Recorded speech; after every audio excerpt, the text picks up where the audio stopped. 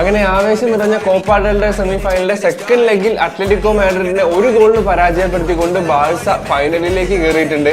Real already ഫൈനലിൽ എത്തിയിട്ടുണ്ടായിരുന്നു, Real സോസിഡാഡിനെ കഴിഞ്ഞ ദിവസം പരാജയപ്പെടുത്തിക്കൊണ്ട്. അങ്ങനെ റയൽ എത്തിയ സ്ഥിതിക്ക് എങ്ങനെ ബാഴ്സയ്ക്ക് ഫൈനലിൽ എത്താതിരിക്കാൻ സാധിക്കും? അതിപ്പോ അത്ലറ്റിക്കോ അല്ല, ഏത് കൊലകൊമ്പൻ ടീമായാലും ബാഴ്സ തോപ്പിക്കും, ഫൈനലിൽ എത്തിയിരിക്കും. ഇനി നമുക്ക് മുന്നിലുള്ളത് ഒരു എൽ ക്ലാസിക്കോ മാച്ചാണ്. ഏപ്രിൽ 26-ന് ബാഴ്സ വേഴ്സസ് റയൽ മാഡ്രിഡ്. അതും കോപ്പ ഡെൽ റേ ഫൈനലിൽ ജയിക്കുന്ന ടീമിന് കപ്പ് ഉയർത്തിക്കൊണ്ട് ആഘോഷിക്കാൻ പറ്റിയ ഒരു അവസരമാണ്.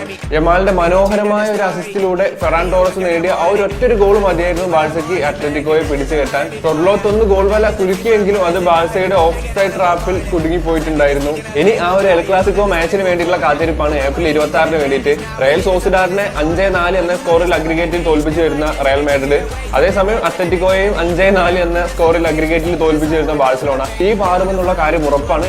കട്ട വെയിറ്റിംഗ് ആണ് ഏപ്രിൽ 26-ന് വേണ്ടിയിട്ട്.